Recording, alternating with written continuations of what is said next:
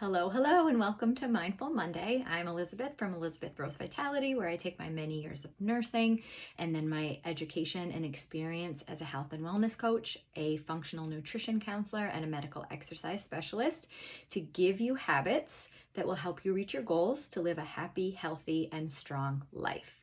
So today I want to talk about the myths and excuses as to why you tell me that you are not a runner. First, I want to say that I'm sure it's obvious I am a runner and that I think running is one of the best things ever and that it's an absolute miracle to be able to run and then use that running for fitness, physical health, cardiorespiratory health, and mental health. I do think it's important to note that I wasn't always a runner. I became a runner in the military. I was 17, 18, and definitely puking and dry heaving when I was running. It took me a little while to love it, but ever since then I have. And while I hope you don't experience the same beginning to running, I think it's important to note that it's not always easy and that you're going to have difficult runs and you're going to have setbacks. That doesn't mean you're not a runner. That means you're human and that things are hard. So the first myth behind most of the excuses I hear is that you're just not a runner. And that's not true. You are a runner. We are all runners. If you can walk, you can run. You put one foot in front of the other, you go a little bit quicker, and you're a runner.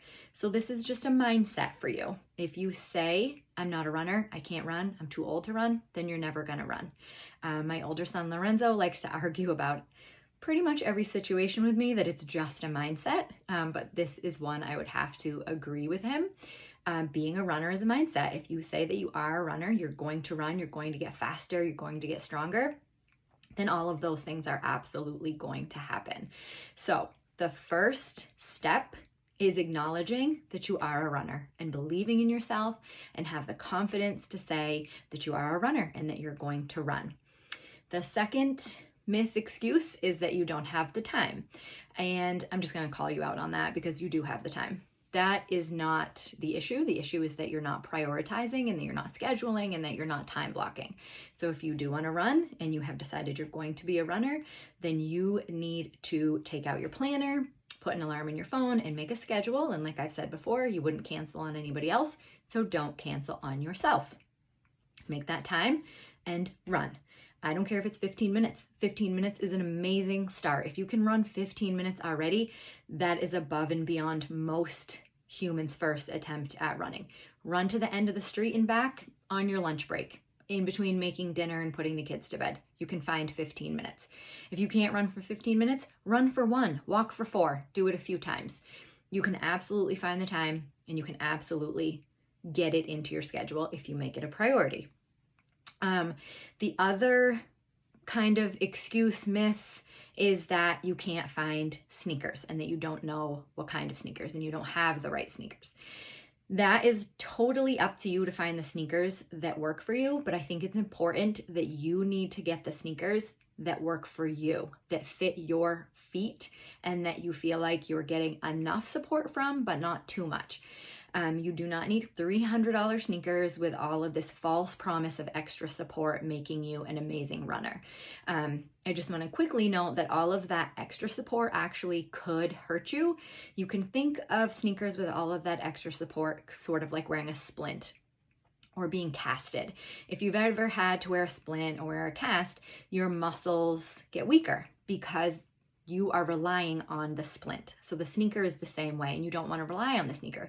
You want to rely on your foot and your ankle, and then that carries all the way up to your knees and your hips. You use every muscle in your body when you're running. So don't give in to the marketing. You just need a sneaker that fits your foot well and that is comfortable. That's it. I know what sneaker that I love, and I just order it on Amazon, and I pick the colors from the season before to save some money, and I think they cost me about $70. So find sneakers that fit you well. The other worry, myth, excuse is that you just don't know how to run. Well, nobody can really teach you exactly how you should be moving your body when you're running because we are all completely different. My daughter ran a triathlon. She runs different than me because she has longer legs and she's taller than me. We would look nothing alike running, even though I trained her for that triathlon. I trained her based on her body, what she needed, what her strengths were. So you need to get out there and see how your body feels and focus on your gait and how you move one foot in front of the other. You need to use your arms and just really use your whole body to propel yourself forward. But there isn't a correct form. Your form is you, because you don't look like anybody else and you're not going to run like anybody else. So I hope that some of these pointers have helped, and I hope by now you are motivated and you're like, I am a runner and I can do this. I hope that you go find some sneakers that fit and fit you well, and that you find some time to focus on yourself and get outside or on your treadmill or go to the gym, whatever works, but make that time to run and get out there. Put one foot in front of the other. Engage your core, put your shoulders back, hold your head high, and drive your knees forward, and just go.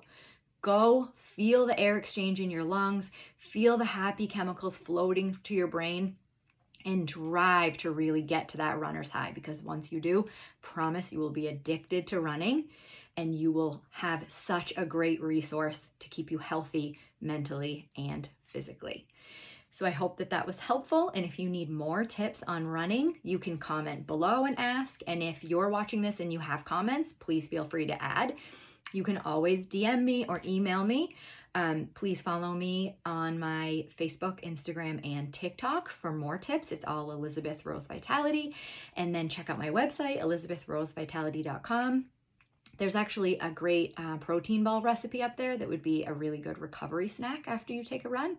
But there's lots of free resources on there and lots of tips and journal entries and motivation. So check all of that out. I hope that you really get into running. It's such an amazing thing to have in your life. You will be so proud of yourself. And I will see you next Monday. Have a great week.